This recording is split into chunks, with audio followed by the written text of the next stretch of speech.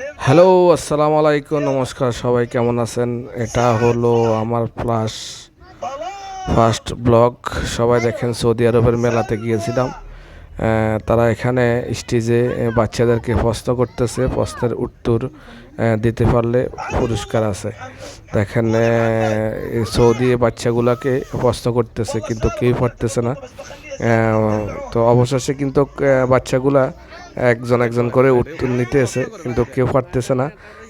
তো পাঁচজন বাচ্চাকে এভাবে প্রশ্ন করতেছে। এখানে দেখেন, মেলা, এখানে বড় মেলা, এখানে মানুষ তেমন আজকে নাই। এখানে যা মানুষ এখানে আছে। খুব সুন্দর মেলা সৌদি আরবে। আসলে এসব মেলা অনেক সুন্দর হয়, আমাদের বাংলাদেশের মতো মেলা। তবে আজকে মানুষ কম, শীত তো তাই বেশি মানুষ হয় নাই। তা আমরা গিয়েছিলাম ঘুরতে। ঘুরতে যাওয়ার পরে মেলাগুলো দেখতে পেলাম। তো এখানে নামলাম, নাইমা একটু ঘোরাফেরা করলাম এবং ভিডিও করলাম। তো ভাবলাম আপনাদের মাঝে শেয়ার করি আমার ফার্স্ট ব্লগ। সবাই একটু সাপোর্ট করবেন। যদি ভালো লাগে ভিডিওটা লাইক এবং কমেন্ট করে যাবেন এবং চ্যানেলটাকে সাবস্ক্রাইব করে যাবেন। দেখেন, অবশেষে কিন্তু মেয়েগুলা উত্তর উত্তর ফেরেছে উত্তর ফেরেছে আসলে কি বলবো। আহ,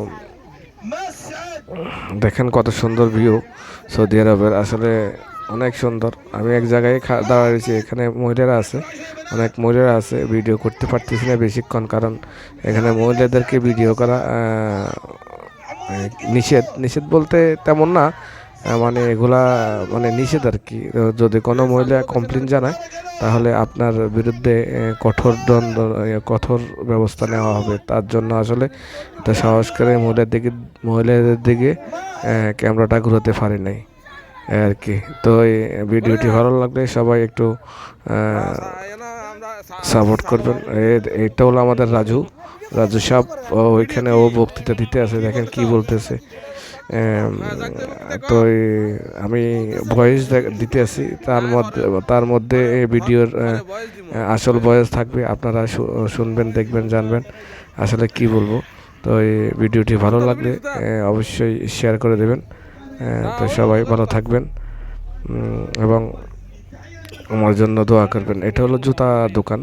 জুতা দোকানে আসলাম, জুতা দেখলাম। মনে হচ্ছিল যে বাচ্চার জন্য কিছু নেই, কিন্তু এখন তো বাড়িতে যাব না, তাই নেওয়া হয়নি। তাও হাঁটতেছি ও রাজু আবার এদিকে জুতা মোজা কিনতেছে। তো মোজা কিনতেছে আর বললাম যে এটা বলে না, এগুলা ভালো। তো আসলে ও বলতেছে কত দাম। তো ও আরবিতে বলতেছে, কিন্তু দোকানদার আমাদের বাঙালি। তো আরেকজন বলতেছে আমাদের বাঙালি, বাংলা ভাষা কথা বলেন।